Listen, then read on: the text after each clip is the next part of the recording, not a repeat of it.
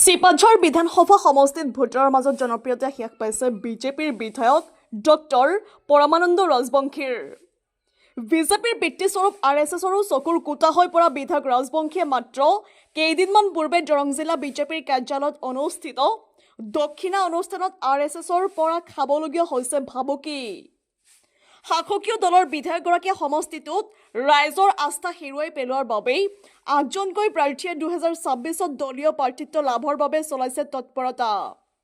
এই ক্ষেত্ৰত দৰং জিলা বিজেপিৰ প্ৰাক্তন সভাপতি মনোজ চহৰীয়া, যুৱ নেতা বনমালী শৰ্মা, কুলদীপ বৰুৱা আৰু ধীৰেন্দ্ৰ ডেকাৰ নাম উচ্চাৰিত হৈছে।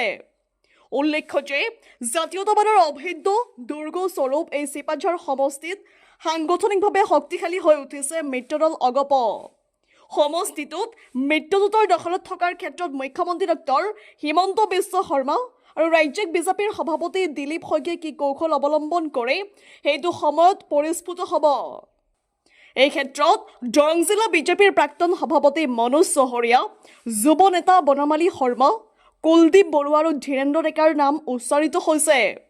উল্লেখ্য যে জাতীয়তাবাদৰ অভেদ্য দুৰ্গস্বৰূপ এই ছিপাঝাৰ সমষ্টিত সাংগঠনিকভাৱে শক্তিশালী হৈ উঠিছে মিত্ৰদল অগপ। সমষ্টিটোত মিত্ৰজোঁটৰ দখলত থকাৰ ক্ষেত্ৰত মুখ্যমন্ত্ৰী ডক্টৰ হিমন্ত বিশ্ব শৰ্মা আৰু ৰাজ্যিক বিজেপিৰ সভাপতি দিলীপ শইকীয়াই কি কৌশল অৱলম্বন কৰে সেইটো সময়ত পৰিস্ফুট হ'ব। এই ক্ষেত্ৰত দৰং জিলা বিজেপিৰ প্ৰাক্তন সভাপতি নিউজ ডেস্ক ৰিপাব্লিক আছাম।